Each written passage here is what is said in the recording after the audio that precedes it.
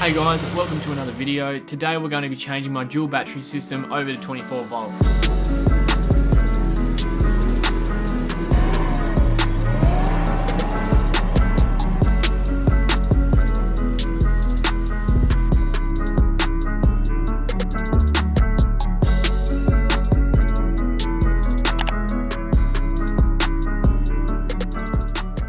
24 volt to the winch pulls a lot harder and faster. If you want to know more and see comparisons, Dan Kissler on YouTube, he shows a lot of the differences and some awesome comparisons that show you how much faster these winches really are on 24 volt. So the first way is running a second alternator. You can run an alternator at 24 volt. I would do that if I had a car that was a dedicated wheeler or racer that I wasn't camping out of. If you're going to be camping out of it, running a fridge, accessories, solar, I would recommend the next one, which is running a 24 volt DC to DC. All of the products that I'm talking about here are from Outback Equipment. They have absolutely everything I needed to switch over to 24 volt. This is a 24 volt charger. It takes my 12 volt power at the front and then charges my 24 volt system. You can run this at 10 amp, 20 amp or 30 amp, and this can also take solar input to charge those batteries as well, whereas a 24 volt alternator can't. Now that the batteries are charging, we can start drawing power from them. The first things I'm going to be running from the 24 volt system is the fridge and the air compressor and charging phones and drones and things like that. So Outback Equipment also do this box. This actually looks like an awesome unit. It's got all of your USB and power outlets here and a voltage gauge and its own isolator and fuse box. So my fridge, my air compressor, all of that kind of stuff is going to be running through this. That brings me to this cable. So this is 95 square mil cable. Because we're traveling about 4-5 meters from under the tray to the winch, you need big cable that can handle that amps. And so I got 95 square mil cable, and again from Outback Equipment. With all those amps going to the winch, you need circuit protection. The best way I could think to do it was have this huge isolator. So this is 600 amp continuous and 900 amp for 5 minutes. So this can take a heck of a lot of power through it. If there's a fire, if the winch runs away, if we have any issues like that, you can switch it straight to off and gone. Power's cut, car's not burning down. You need big lugs for that big cable. So these are 95 square mil. Like I said, absolutely everything came from Outback Equipment except for the batteries. The only reason I got them locally was because Dan recommended a brand and I wanted to stick with that brand that he recommended. The only other thing I'm still waiting on is the air compressor that I ordered through them. It is a 24 volt air compressor. So yeah, I think the first thing we need to get stuck into is pulling out the Red Arc DC to DC and the lithium battery.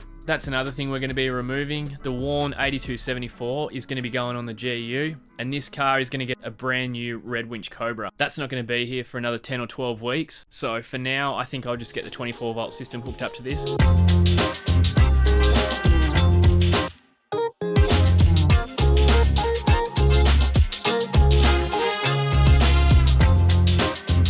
They're all sitting in there nice and snug, but I did add 2 little tabs that you can see at the front there on both sides. So it's one night through the week and I am just taking out all of the old stuff here. I had my air compressor mounted down behind the seat, got my Red Arc DC to DC here and my lithium battery here. That's going to go in the GU, that's going to go in the GU. So I'm just pulling all this wiring out now. 2 hours later. So all the old crap's out, just mind the dirt. The last trip was the one with Tyler where I did the Jeep track and I was in that bog hole for a while, so.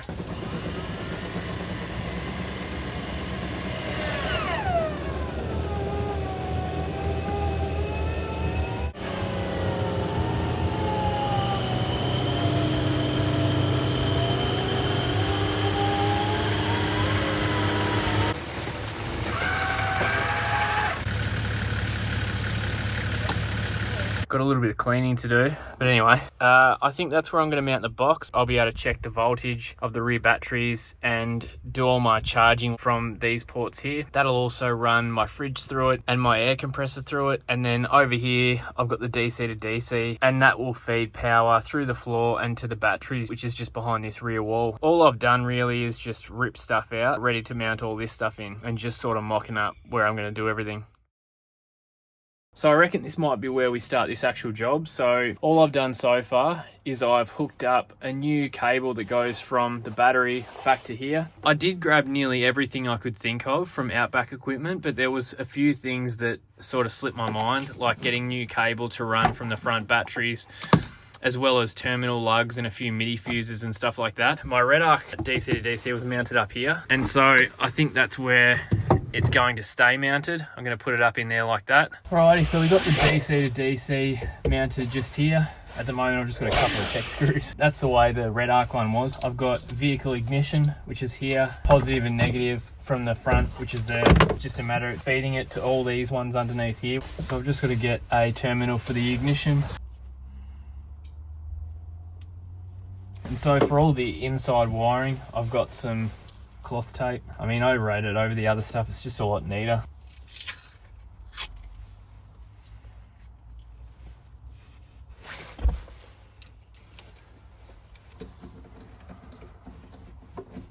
We've got all the different inputs. This is vehicle ignition, battery positive, battery negative, and then this is solar input, and then the last one is rear battery positive and negative.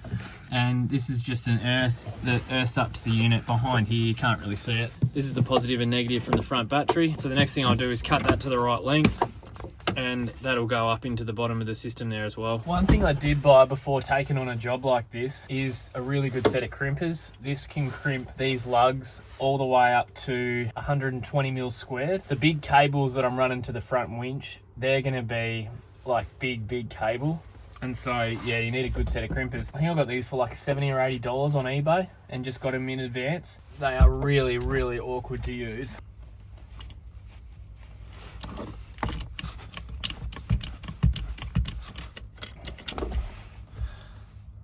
And so you get a real nice crimp like that. I'll do the other one and we'll get him in. Right, so we got ignition, power and earth to the first battery.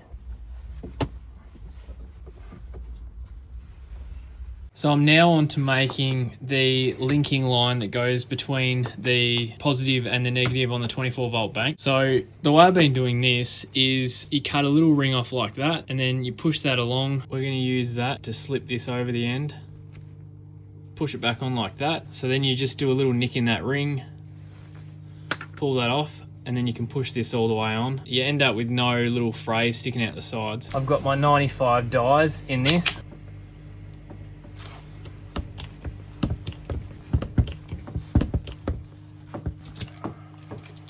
And then you've got a perfectly crimped terminal on the end. And there is our linking line.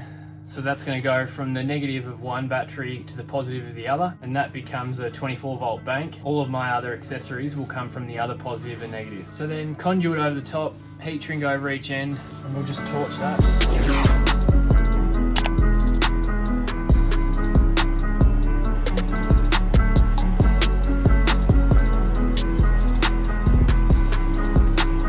Ready to go onto the battery now.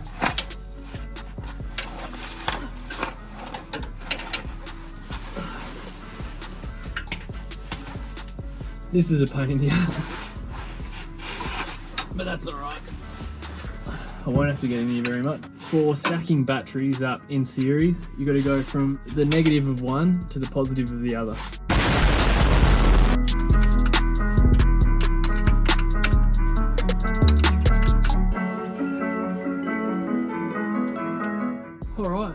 We have a 24 volt battery.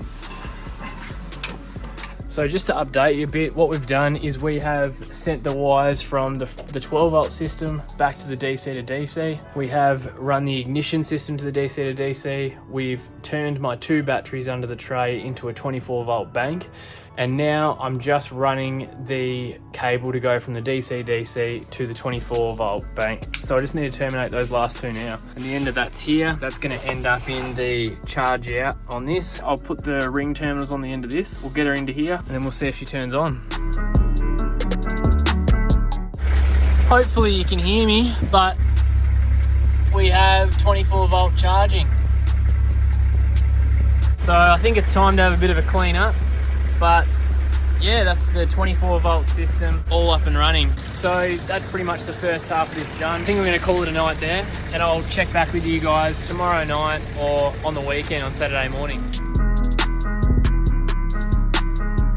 Thanks Pete from Ultimate9, best torches in the world. So I've got everything I need. I had to add an extra support here just for the sub. So the sub used to be mounted right here. It was better for the 12 volt box to be mounted there. The sub, which is gonna go right here. And then we've got the 12 volt box, which is gonna mount in there like that. We've got to pick up those two holes there and those two there. The only thing I'm hoping is that the sub doesn't rattle around. Should be okay. If not, I can put a bit of rubber insulation behind.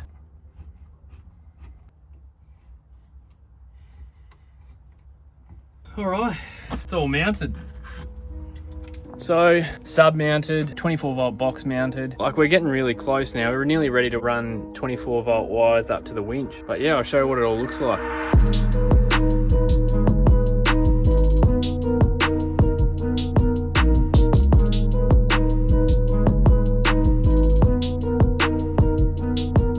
Alrighty, I've been doing a heap of boring stuff, wiring up that 24 volt box and getting the power to my sub, getting the volt gauges working in that, but I'll show you what we've done so far. It's going to be a bit tricky to see. So there's the DC to DC there. So you can see the front battery's 13.1, then the rear batteries are at 26 volts. Sub's all mounted up and wide in. So the sub used to be here. There's no point like taking up real estate that I can reach. I might as well have the sub behind the driver's seat and then have this in the center here where people can reach, because that'll be my charging station. It's got USB-C, two normal 24 volt sockets, then it's got high speed USB sockets, and then the voltage gauge down there. I've also set up a voltage gauge here just so you can read it while you're driving. The air compressor is going to go just here. So yeah, the 24 volt system is completely in. The car's completely charging it, which is awesome. I could literally go away tomorrow and have my fridge, have everything. The only thing I haven't hooked up yet is the winch. So I've just got to run two big fat cables from the two batteries in the back all the way to the front, wrap them all real nice in conduit and heat shrink, and include a big isolator in the positive side. So I think we're going to call it a night there again and pick it back up tomorrow to get that winch hooked back up.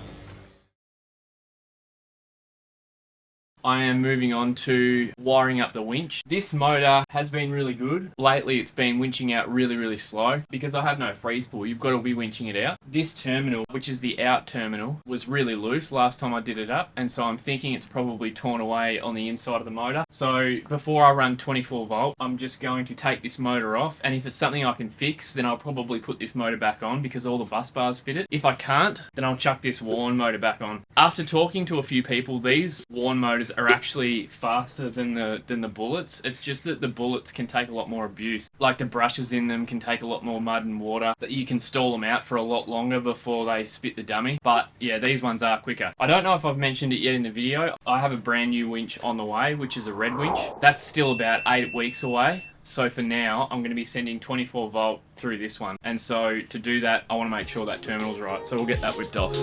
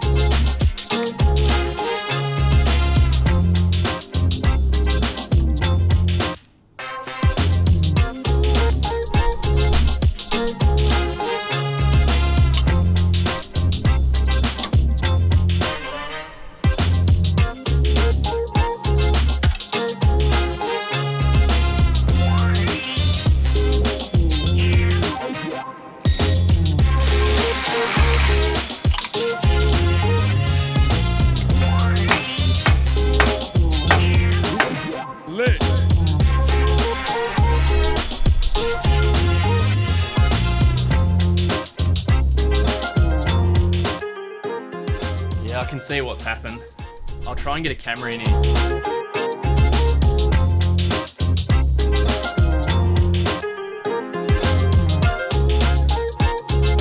So I'd probably take the top hat off and repaint it and give the motor a repaint, but this is getting swapped out very shortly, so I'll just bung the new motor on.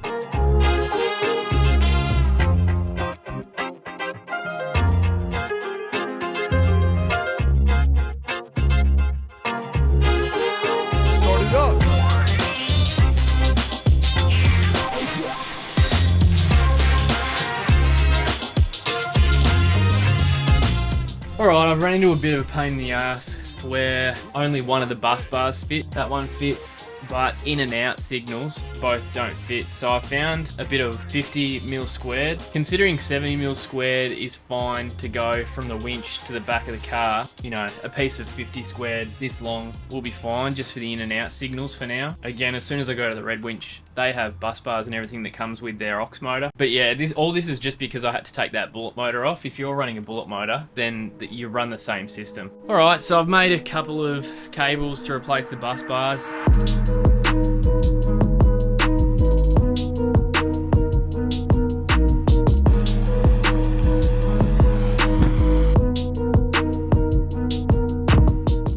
Bus bar should be fine for the other one, and then we've just got the main power lead to the battery, so I'll go and get those on the winch.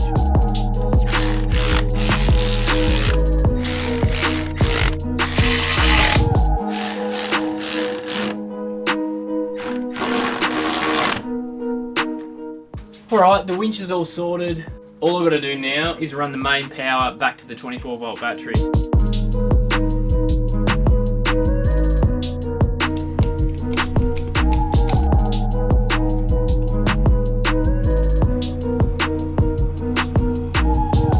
Pretty dark, so it's really hard to show you guys, but you can see I've got the positive line coming from all the way up there, comes along the chassis with all the other loom, and then comes in here and into the back of the isolator box. So yeah, that's positive nearly done. I just need a cable to go from the output into the battery, and yeah, then we can do the earth. This is actually super annoying, but the rest of the footage I got from that night, the audio's all stuffed up, which you probably noticed through a few of the earlier clips. Luckily, I still got the first reaction to 24 volt on video.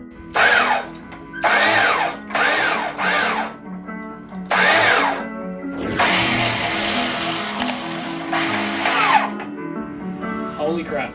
So I think that's where I'm going to call it for this video. The 24 volt system's all done. I do have a couple of little things to neaten up, but that's all good. I can do that in my own time. I'll show you guys how it all ended up. So starting from up here, ignore the solar. That's just here because the car's been sitting a while. I have the main earth and power that runs into here, run through the corner of the floor here and into the back here. Inner drive DC there. The sub, the 24 volt box. So those wires that you can see down there, they're all going to get loomed up and then run neatly across that back wall there. And then they run down through a little gland in the floor down here. Then we have the main winch power, and then we have all the cables neatly loomed up and terminated at the batteries. And the batteries are securely mounted down to the battery tray that I built, and that just bolts into the tray mounts. As for the winch, I still need to attach this to the front of the car yet. That's winch out and winch in, but you can't use this until the isolator's turned on in the car. So the first thing you got to do is click this to on, and then you can give it power and you see the light comes on. If this is off, then that power won't be lit up and you won't be able to winch out or in.